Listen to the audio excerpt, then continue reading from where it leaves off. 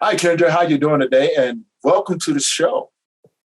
Hey, everything is everything. I'm here. I made it. How you feeling? Man, you got your 10 hours of sleep last night? Man, I don't get 10 hours of sleep. I think I maybe want to get 2, but who's counting? It's okay. It's all right. Well, listen, you here. You don't look like a raccoon, so that's good. That's very true. I think it's because of the glasses and I got, kind of dark right there. They get hot and shady.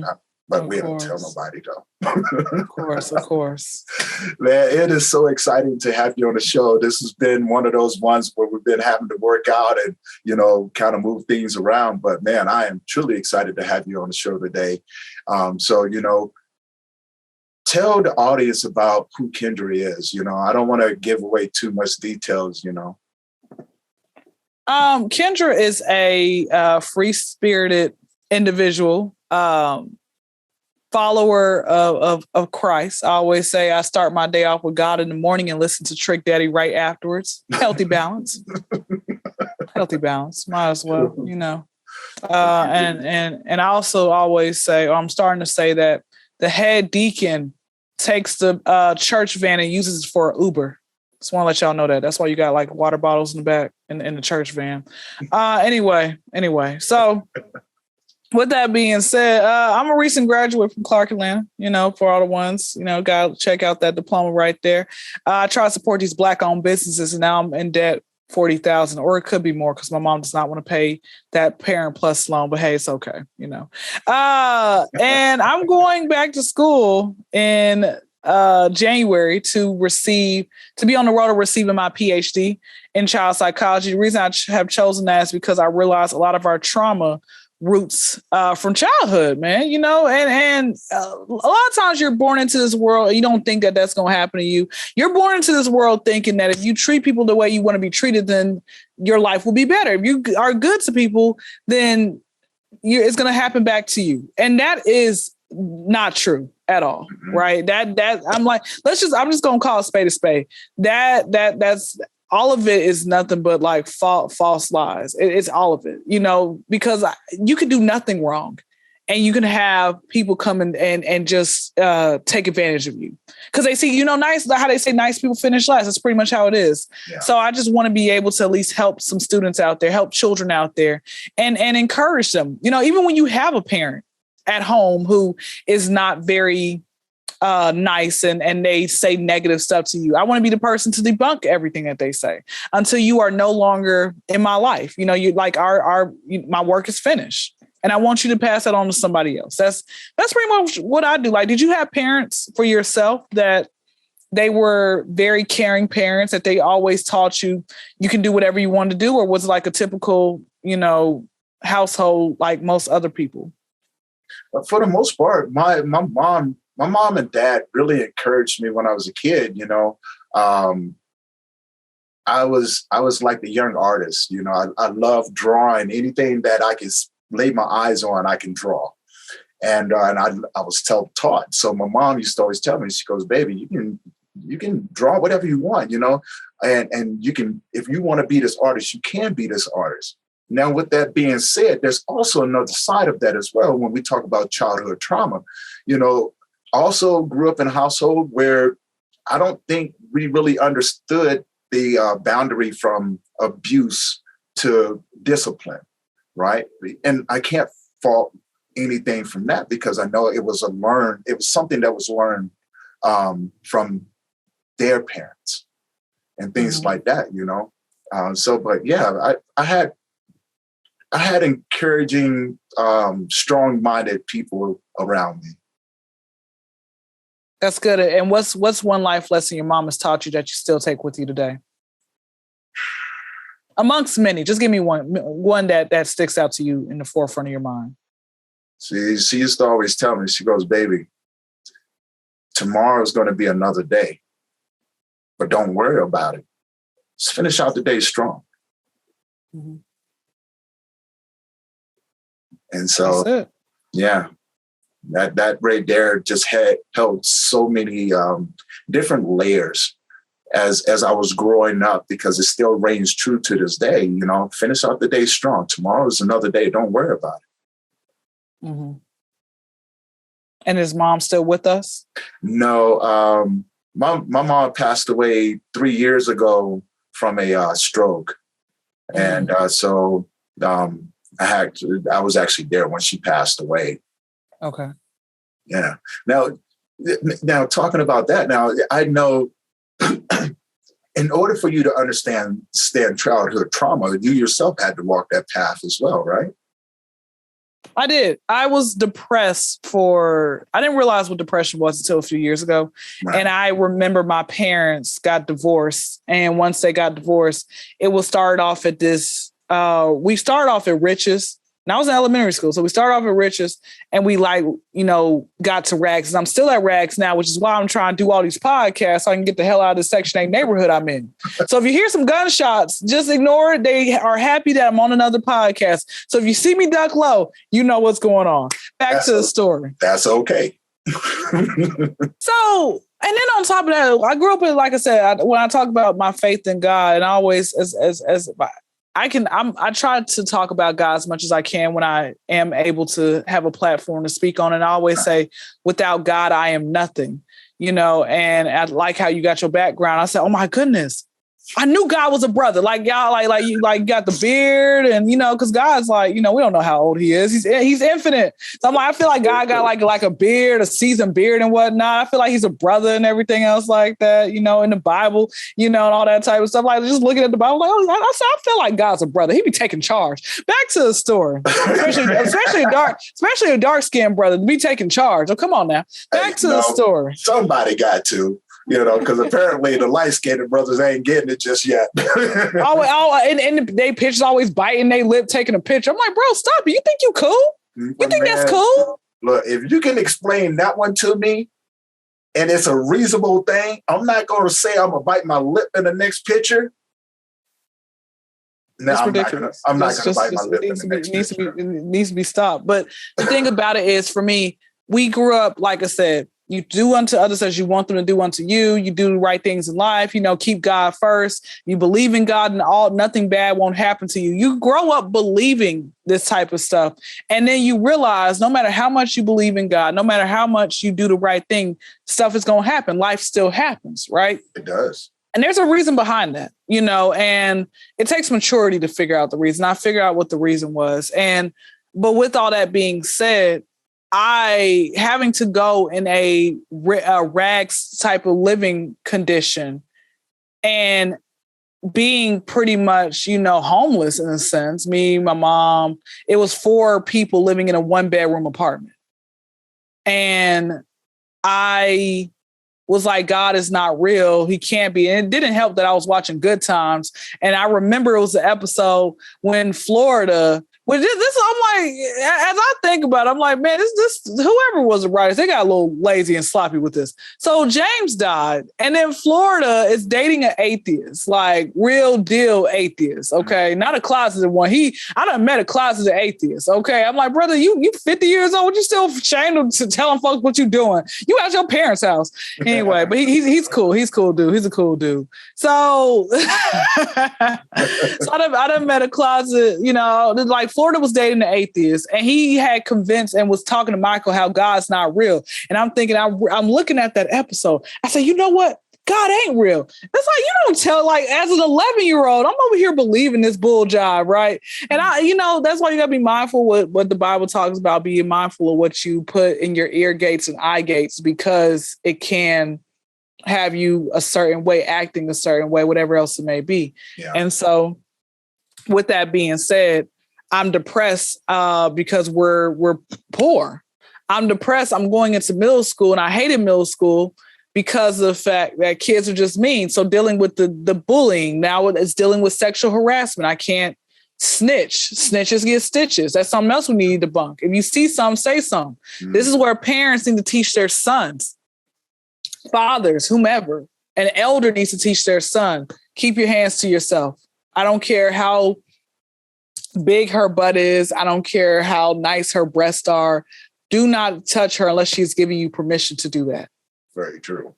And you also, and I don't want people to need to debunk the whole, okay, just because you wear, a certain outfit, that means you were asking for it. No, don't. Who came up with that? Who came up with that? Girl, if you knew, if you find out, let me know, because I'm still trying to figure that out as well, being respectful of each other. I remember when I was coming up, my mother used to always tell me those same words. You don't put your hands on nobody. And you definitely don't put your hands on a woman. You respect them. And I was raised by women in my family. So, there was a huge amount of respect. And there was just certain things that you didn't do. So if someone was to, like when I was in school, if someone was to say, oh, Tony grabbed my butt, the teacher would look at them and go, yeah, right. Tony's grandmother and his mother's and his auntie would beat his little butt, right? Mm-hmm. And so that was just a huge no-no. And having a little sister, I always told myself, I wouldn't do to someone else's kid or sister what I wouldn't do. Well, I'm not going to say that neither. But I wouldn't allow them to do that to her. Mm-hmm. Right. For the simple fact of I was her older brother. I have to protect her, but also, it's mandatory that I respect her. It was just mandatory. It wasn't one of those things, but no one, the women in my family taught me. My dad, on the other hand, he was like a bit of a player. Did he bring women around your mother? No, he would never bring women around her, but let's just say he got around the block a few times, How many siblings do you have altogether? Just my sister. He was real careful about that. It was just me and my sister as far as I know. And I'm the oldest, and I haven't had anyone pop up yet said, hey, I'm your long lost brother or anything like that, or a sister. I haven't had that yet. And it's been quite some time. So I have to take that back. I did have a younger brother, and he passed away 3 months after my dad. And that was going on just over 10 years ago now. He was 16. And none of that went on. None of that went on in the household. It was either, it was embedded in us. This is the way you act as a young man. But like you said before, it takes a lot of maturing to understand when you get older, right? Because if you don't mature, then you just have a bunch of men running around thinking that the world is theirs and nothing can hurt them. No, they're not being taught right from wrong. And I think a lot of that stems from when you think about childhood trauma, you have to lay that out because most of it is a reaction from things that have happened to us when we were children. So if you could take that and look at them through the years of their life, their adolescent, their teenage years, there's always a certain pattern. And if not addressed, it manifests itself as we get older. And we don't mature within that. What we think that is maturity is actually toxic, right? And we're able to spread that around. It takes a better man to show a good man how to be better. But it also takes a good man to show a man who don't know how to be a man, how to be a man. And if you don't have that, there's no way that we're going to have better men in the world. And that's what you're saying is very real. And is your father still living? No, he passed away 10 years ago now. Got you. And give me a life lesson, positive, or negative, either one. Give me one life lesson Dad taught you that you still carry with yourself. The one lesson that my dad always taught me was to never take this world for granted. Mm-hmm. Never take this world for granted because it's easy to do. It's easy to lose appreciation for the small things that make the bigger things matter in your life. Whereas in turn, we focus more on the bigger things because it's more glamorous, right? So if you appreciate that next breath, if you can appreciate the raindrops on your head when it comes, or a nice, winter day, things like that, those little small things, it helps move through this life because you realize that no matter what happens, there's always a reason to have gratitude, to be appreciative. That's real. That's actually real. And you know what? Let me ask you this: at any point were you upset or angry or had unforgiveness towards your father because he wasn't what you thought he would be or wanted him to be? Well, it wasn't that it wasn't that he wasn't what I wanted him to be or what I thought him to be. I guess I had a very independent personality from a very young age. And see, the thing that upset me about him, about when I was 6 years old, there were some things that happened to me. Talk about childhood trauma, right? You know, the devil is next door, so to speak, type thing. You know, when I was 6 years old, my mom, our next door neighbor, Miss Gwen, her son had a real dark secret. Unfortunately, I found out what that secret was. And when I went to family members to try to tell them what he had done, they kind of blew me off. And so I learned at a very early age that I had no one, or at least I thought I had no one. No one was here to protect me. I had to learn how to protect myself. And if the people that were closest to us could hurt me, what else is possible? So I learned from that moment on that I wasn't going to let anyone else hurt me. So I learned how to protect myself as well as protect my sister. And I had that secret. But I did make sure that he didn't touch me anymore. And it was the disappointment that when I went to my father and my uncles and my mother, no one believed me. So I learned how to keep my mouth shut. I figured, you know, if you're not going to believe me over this, then you're definitely not going to believe what anybody else tell you what I do. And it became a long road of dealing with back-to-back trauma, dealing with back-to-back losses, you know, trying to navigate this world. And then I got involved in things that, you know, like the gangs. I got involved in selling dope. I got involved with pimping. I got involved with all of these things that, you know, because my faith in God had left. I was going, you allow these people to hurt me. I'm not going to do that anymore. So my relationship with him, what I didn't realize was, you know, was just beginning. I didn't realize that he was still here for me, right? I was cried out to him. Why? Or either just take me. I don't want to live like this. And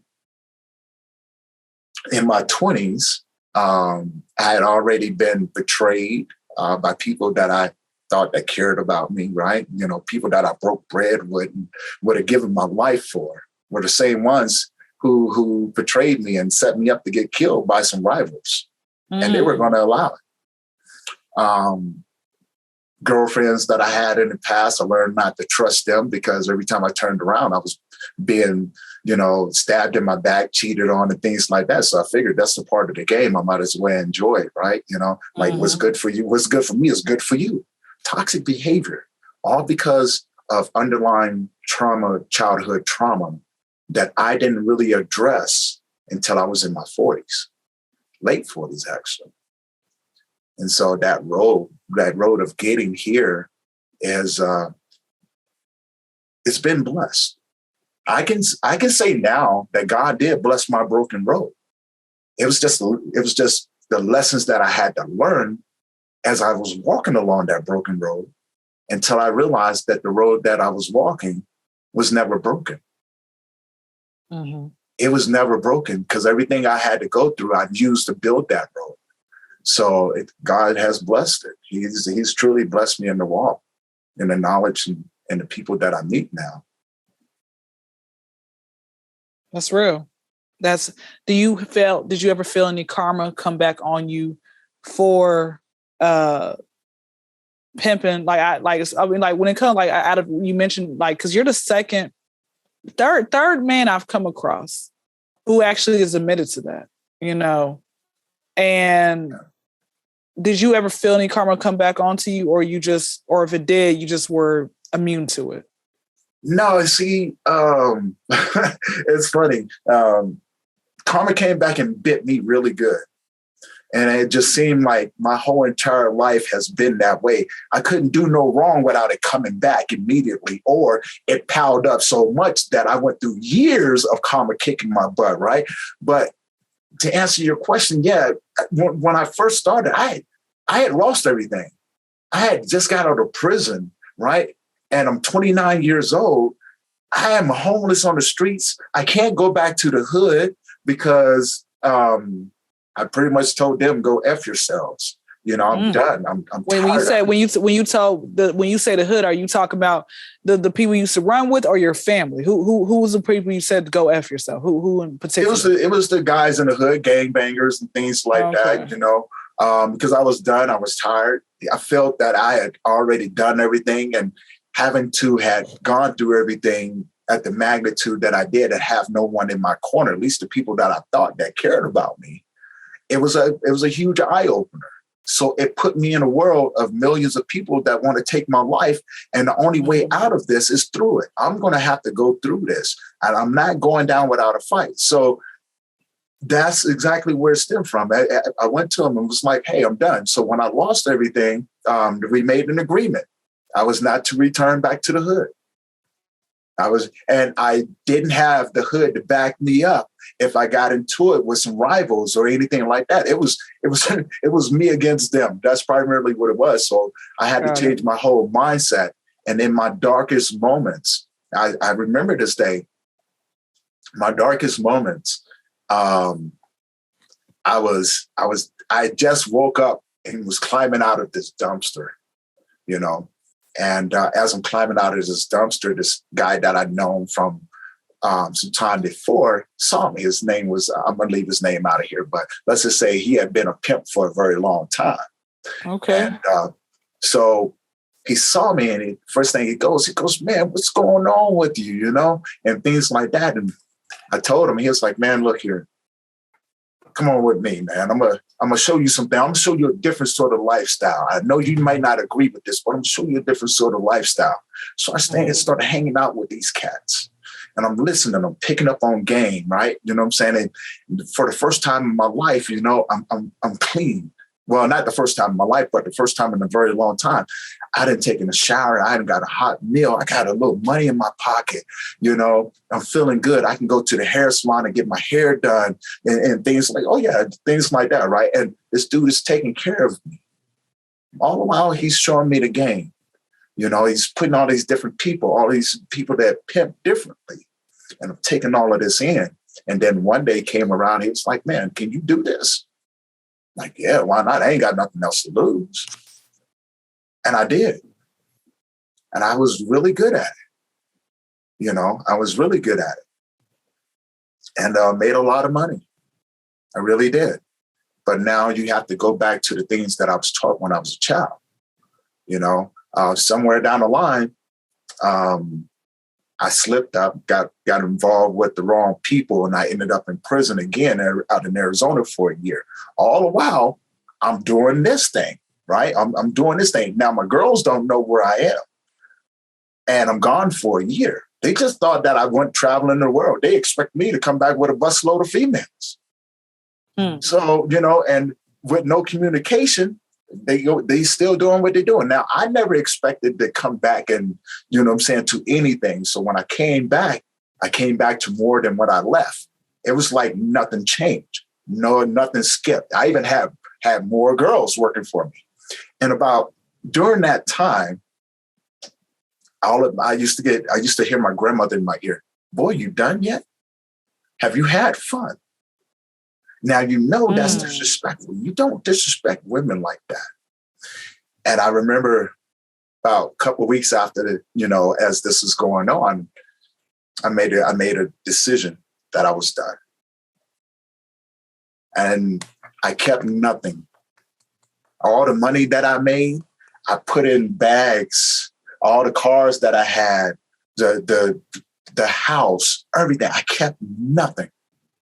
And I did remember these girls coming in, and I have all of this stuff laid down. They're like, what you doing? I was like, I can't do it no more. Oh, baby, you need to sit down and get your head right. Like, you know what I'm saying? Like, we still here. I was like, I know. And I'm thinking very, very clearly. But here's the deal. Each and every last one of these bags have the money. Didn't keep nothing. Every last one of these bags have plane tickets. Here's the keys to the cars. And I gave those to the 4 main ones that was with me in the beginning. Told them, look, here, go.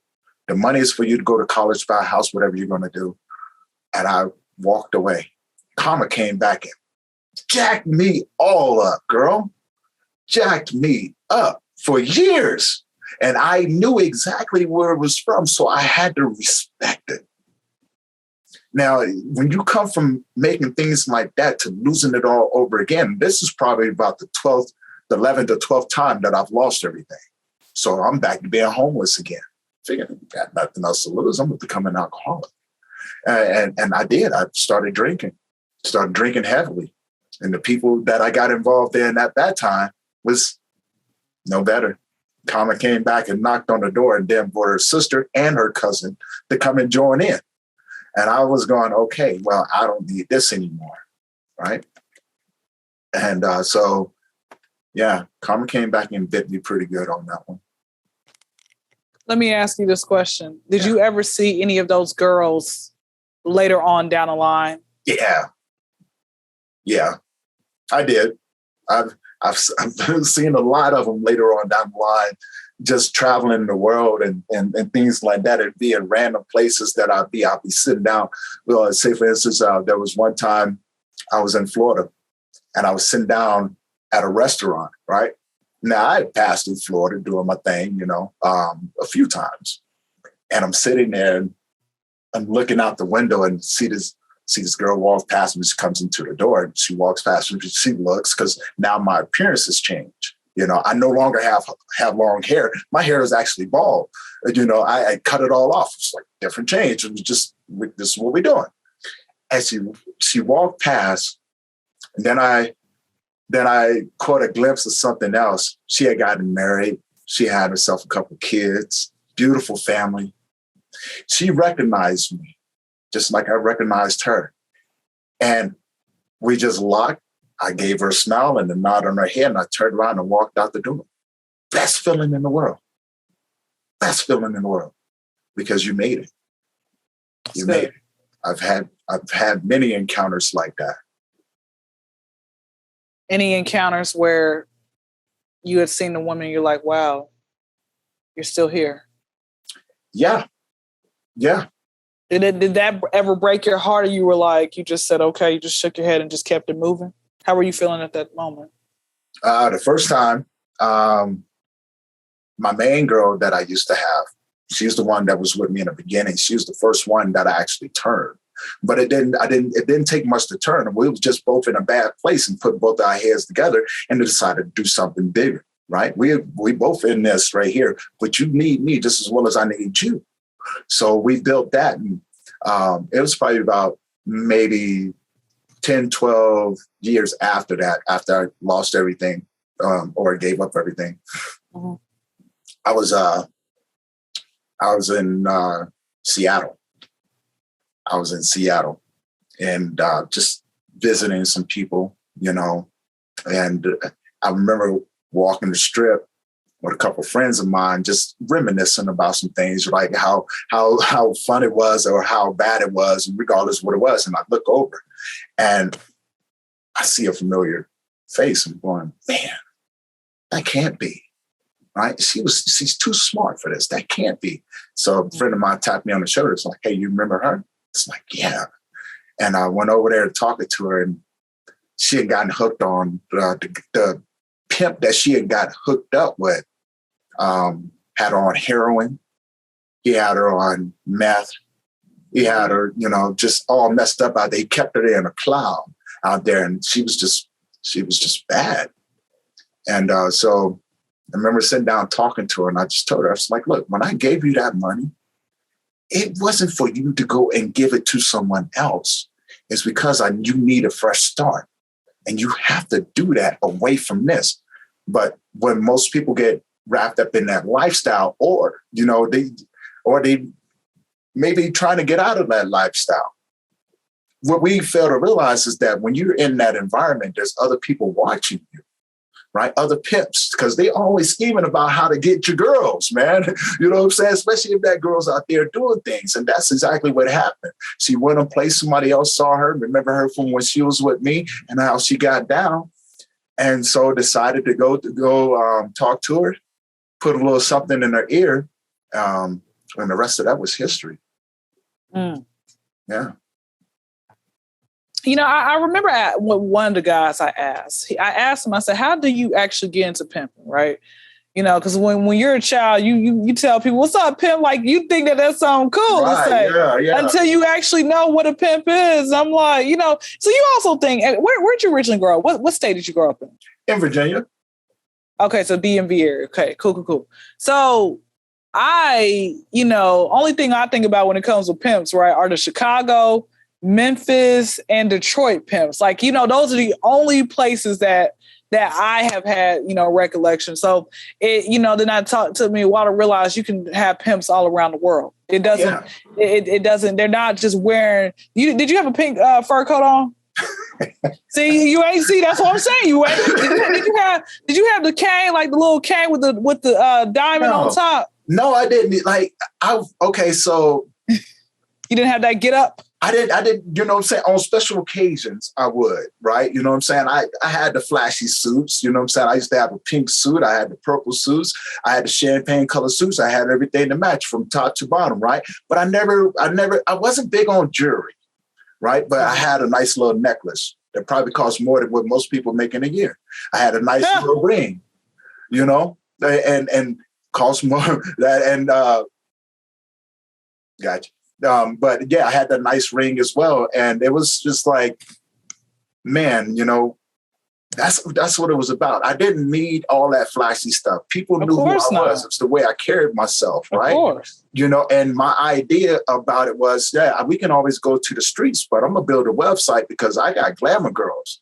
I got girls that can make more money by doing calls. And that's back when they was just doing it. Like back in, you know what I'm saying? You go to a restaurant or stuff like that. And that's how females picked up on the Johns.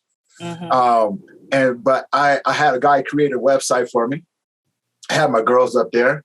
And that's the way I went about it. I was like, man, these streets, man, I got to respect the girls that I'm with, you know what I'm saying? And realize the quality that I have and take that to the next level. So instead of making, you know what I'm saying, 3,000-4,000 a night, I can make 20. I can make 22, you know, and then I can take these girls out. I can get them some nice clothes. I can, you know what I'm saying? They can have a hot meal. So I wasn't that guy. I knew what I wanted. And I knew that if I took care of them, they would take care of me. That's real, man. Scratch my back, I'll scratch yours. So actually, when I spoke with one pimp, he told me that, I said, how do you actually came across these women, right? He said, you have to find women who have low self-esteem. Like if you can pick up on it, and it's a way to pick up on a woman who has low self-esteem. You pick up on it, then you're able to get them. And I said, really? But you know what's so crazy, right? I had low self-esteem for so long. And I was like, why did nobody pick me up? And I said, maybe because I asked too many questions. I don't know. People like, let me tell you something, Tony. I would get, part of another reason why I would get depressed was because I would have people sit here and make fun of me, adults. Make fun of me, older people my age group make fun of me for asking questions. What is this, an interview? Why you need to know all these, just stuff like that. And made me say, you know what, I'm going to go back in my shell. You know, like what's wrong with asking questions type of stuff, right? And I think the closest thing I ever got to actually having someone, I don't know, like call girl in a sense, the closest thing I got to it was these two girls. One of them I met at school. The other one, the girl was a stripper, right? And I remember the girl had a boyfriend who was like 40 years older than him or whatever, like one of those like predator type dudes anyway. Okay. Yeah. And so with that being said, I remember they were talking to me about, oh, well, if you're going to do this, make sure you don't tell no one, keep it to yourself. And I'm like, why am I keeping it to yourself? Like, do you want to make the money or not type of stuff, right? Yeah. They were real deal type of trying to do that. And I remember meeting him at a park, meeting him at a park and just having a conversation with him about it, trying to get a website. Hey, let's get Kyndra up in makeup and glam her all up and everything else like that, and I just thought, to me, it was when I spoke to somebody about it. I had one girl who I spoke to about it. She's like, Kyndra, they're trying to get you to be a call girl. That's what they're trying to get you to do. And I'm like, really? Like, yes, they are trying to get you to do that. And I'm like, oh, I mean, but why me? Like, I don't see, what they're doing that for.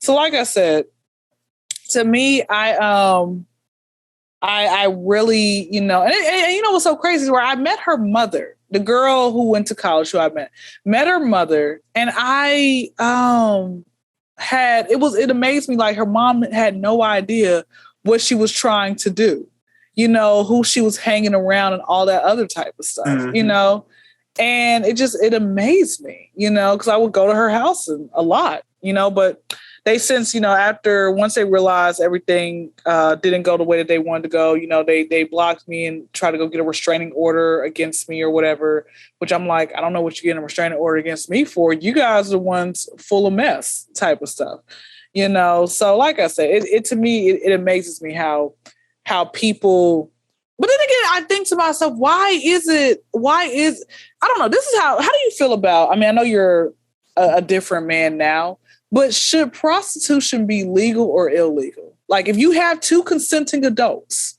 right? Not an adult and a child, two consenting adults over the age of 18, okay? Or if the kids are like 14 and 14, because there's some kids out there who have money and they're in middle school. And I'm like, how did you get that? Oh, they'll be like, oh, I was cutting grass. I saved up the money. That could have been true, but somehow they're like, hey, look, if I give you like $50, could you do this or whatever? Like I said, any level of prostitution, should it be illegal? Now that's a tricky question, because when you talk about any level, there's some levels that I don't play around with. Like when it comes down to children, no. Mm-hmm. You know what I'm saying? Because that's a whole different level of disgust that I don't agree with at all. Mm-hmm. Adults, where, you know what I'm saying, you are old enough to make your own decisions. Children, let children be children. You can do what you're doing over here, but leave them, let them have their childhood. Don't take that away. Mm-hmm. Now, when we think about the legalization of it, yeah, I mean, because it's going to keep these women off the streets. They're going to do it anyway, right? They're going to do it anyway. But you look at Amsterdam, you know what I'm saying? If you look at Vegas, prostitution is clearly legal. But how many deaths do you have from that? Absolutely very, very minimal, because they get drug tested. You know what I'm saying? They have to go to the doctors and everything. They have to have this physical done on a regular basis, so to make sure that they're not carrying diseases and giving them to everyone, right? You know what I'm saying? There's a way to do it and a way not to do it. And if you're going to do it the right way. Make sure that you're taking care of people, making sure that they're healthy. You know what I'm saying? Making sure that they understand, where this is going. But most of all, taking them off the streets. Taking them off the streets and putting them, they're gonna flock to each other anyway, but put them around older women that can guide them. Right? You know what I'm saying? And give them knowledge, and also give them hope that there's something outside of that. So if you're going to legalize it like that and do something like that, then yeah, I'm all for it. But give them a way out as well. You know what I'm saying? Because it's your body. You're going to choose either you're going to do it for free, or you know what I'm saying, or you're going to sell it. How many people give it away for free? And then end up paying the long run, right? You know what I'm saying? With STDs and unwelcome pregnancies and things like that, right? Exactly. You're going to do it for free, And if you're going to do it for free, you already, and I hate to say this, but you already have a way in, because men are willing to sleep with you. So, hey, That's a hard question to ask because I don't want No. Like I said, I know you're like, I just like to come in it from a logical, like I said, human trafficking is definitely wrong. Like I said, definitely leave the kids out of it. But like I said, I done came across a couple people said, Kyndra, like, had this boyfriend when I was like in middle school. He was like 14. He gave me a lot of money and, you know, and we did this. And I'm like, okay. You know, so like I said, like I said, when you have two people out there who consent to this, like, okay, look, you know, we still gonna be cool at the end of the day after this. Yes, you ain't gonna treat me as, you know, stuff like that. So, like I said, come up with an arrangement. You got to arrangement, of course. Have a sign a contract. You have some sort of business arrangement with the people that, like, okay, you know what I'm saying? It's just like you going to a grocery store and buying groceries, right? You're there to get a product, and you're going to pay for that product. After you get that product, well, you go on about your way. Very simple. I understand why individuals do that. It's because it's easier than having a commitment. Right? Mm-hmm. You know what I'm saying? Mm-hmm. But you don't want to necessarily have like a friends with benefits. You just want somebody that you can have fun with and be on about your way. You don't have to worry about who this person is. Most people get off on that. You know, and again, it goes back to trauma, dealing with trauma, commitment issues. That's why most men do hang out with call girls. And for call girls, they don't ask questions except for where's the money. Mm-hmm. That's it. Everything else is fair game. So, and deep down inside, you know, it's like, man, I don't ever want to see someone else. I hate seeing people go through those things to themselves. But I understand the sense of survival that comes along with it as well, right? You know what I'm saying? This world is not easy. You have to do what you have to do. Who am I to judge the next person? If you knew everything that I've done, you know what I'm saying, then you would understand why I don't have no place to judge no one else. I have no place to judge no one else. And so therefore I see you. But if I can give them something to give them inspiration and hope to get out of it and do something better, you best believe I do it, you know? And it's just, I like seeing people doing good for themselves now. That's real. Yeah. That's real. And you know, I just noticed too, you have to, I hate stopping the conversation. So we may have to do a part 2. Definitely do a part 2. There's a lot more to talk about and get into and everything. But man, I want to say, man, thank you for that. Thank you for the interaction going back and forth. And this is the first time in a long time I ever talked about that part of my life. You know, it's just one of those things that you learn from. You learn how to survive, and you learn how to move on, right? And some people stay in survival mode. My choices was, you know, I'm going to survive, but I'm going to survive without doing that until I figure out how to live. Exactly. You know what I'm saying? Enjoy life and give back and serve others and things like that. And how can people get a hold of you? You guys can find me on Instagram, The Kyndra Crump Show. So D is in the KYNDRA, CRUM is a Mary P's and Paul Show, SHOW. YouTube is Kyndra Crump, KYNDRA space CRUMP, and my podcast is the same name as my Instagram. And where can people find your podcast? Are you on YouTube or all the streaming platforms? I am on YouTube. I upload episodes typically once a week, every Wednesday. Upload it on my YouTube. You can find it on Apple, Google, Spotify, Breaker. Trying to get it on Pandora, but I know there's a way to do it, but it has not made it on the air yet. But there it is. There it is. Now, you know, we talked a lot about it. We touched on the subject, but if you had any words from anyone dealing with childhood trauma right now from your experience, what would you tell them to encourage them and inspire them? Number one, I would seek therapy. If you don't find there's going to be a therapist out there that you may not like, find someone else who suits you. Number one. Number two, I would also say journal.